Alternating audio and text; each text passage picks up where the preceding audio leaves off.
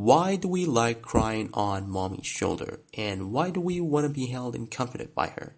Well, Freud might give us an answer to this. I know his thoughts are widely criticized and considered old school today, but there is some truth and insight in them. I'll also share the actual explanation a little bit later from attachment theory, which is much more scientifically backed. But anyway, so you might have heard about the Oedipus complex, which was one of Freud's big ideas in 1899. The name comes from this Greek myth about the tragic hero Oedipus, who ended up marrying his mom and killing his dad. This complex appears during what Freud called the phallic stage of psychosexual development. And during this stage, boys start feeling a desire for their moms while wanting to get rid of their dads. But the kid realizes his dad is way stronger and ends up with this anxiety about being castrated, quote unquote. Yes, Freud thought all of this happens in our unconscious. And a healthy boy typically sorts all this out by growing up to be like that. This is how the Oedipus complex usually results. And before this, we have to point out that Freud saw our minds as made up of the id, the ego, and the superego. And he thought there were two fundamental drives, one for life, which is libido, which is all about pleasure, and one for death, which is linked to self-destruction and chaos or whatever. So the ego's job is to keep the id's desire in check while allowing us to function effectively in the real world. And the superego reflects the moral values we learn from society and strives to act in socially acceptable ways. So sometimes the clash between the id and superego makes the ego bring what we call defense mechanisms to cope from guilt or anxiety. And we all actually use these, and one example is regression. So going back to childlike habits like throwing a tantrum or cuddling up with a pillow. And if someone hasn't fully resolved this Oedipus complex, which we talked about, he might struggle with mental health issues at any point in his development and find himself, especially in tough times, relying more on those defense mechanisms like regression and maybe other ones like projection. And if you can think of projection in this context as someone imagining the unresolved needs of warmth and comforts of a mommy figure rather than acknowledging these needs. So you can see that these unconscious desires overlap with Freud's concept of libido, which explains the sexualization of these mommy figures. We know that psychoanalysis lacks empirical evidence and overemphasizes sexuality. And it's actually funny how Freud said that girls experience beardness envy. But still, regardless of this, there is some basic truth in his theories, which is really all about that our past experiences subconsciously affect how we behave, and that we really all use defense mechanisms to cope from anxieties and self-deceive ourselves or whatever. And you can hate Freud all you want, but again, he's still the father of modern psychology. Anyway, that's why we're going to talk about more modern interpretations, such as the ones found in attachment theory, which comes from John Bowlby's in the 1960s. And this theory suggests that our early bonds with caregivers set the stage for future relationships and share how secure we feel in the world. If those bonds are strong, we feel safe to explore life, knowing we can always head back to something stable. But if the bonds are weak, then we start feeling a bit insecure. So for adults with insecure attachment, this often leads to shaky relationships, and some may find themselves latching onto mommy waifus as a way to cope with these unmet needs. And I think the reason why these mommies are sexualized is because the adult brain can sometimes confuse nurturing with sexuality, which totally amplifies those feelings of closeness.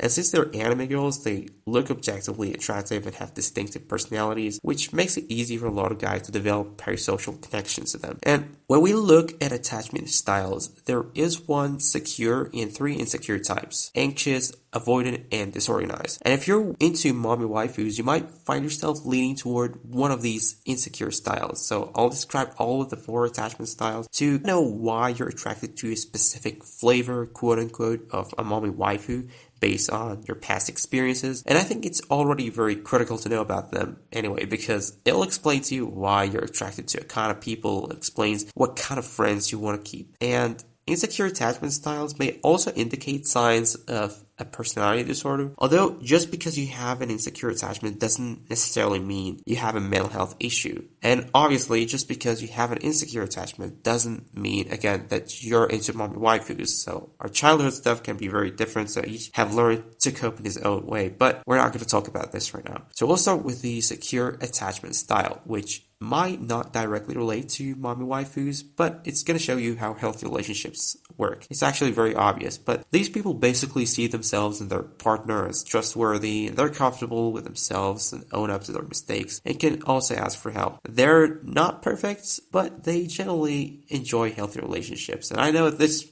again, seems ridiculous saying this because it's just the normal attachment, but a lot of people really aren't aware of it practically with their close friends or maybe their girlfriends or whatever. And so next is the anxious attachment style. And these people often struggle with self-esteem and cling to others as emotional support, and they constantly worry about being abandoned and have trouble setting boundaries, so there can be people-pleasing. And this often stems from caregivers who are just inconsistently present, and it can explain why you might be drawn to some nurturing mommy like Misato or Hanekawa Tsubasa. Moving on to the avoidant attachment style, and those usually think highly of themselves but have a tough time trusting others, so they're wary of intimacy and can find it hard to express emotions, which they see as a weakness. They believe that they don't need anyone anyway, and they've grown up with rejecting or absent caregivers, so they learn to suppress their needs, and they might just prefer short flings or secretly enjoy mommy ASMR, but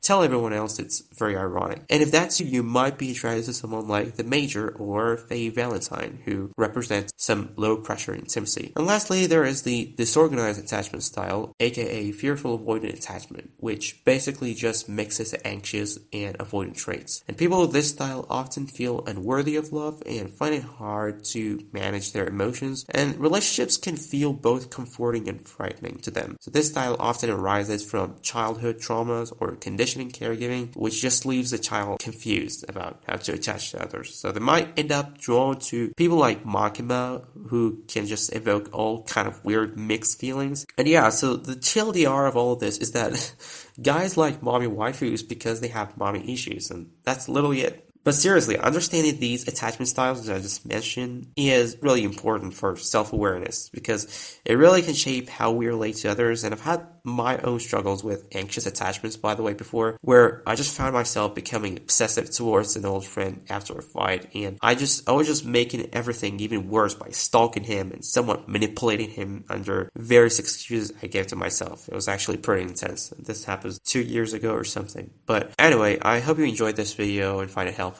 And I'll see you next time.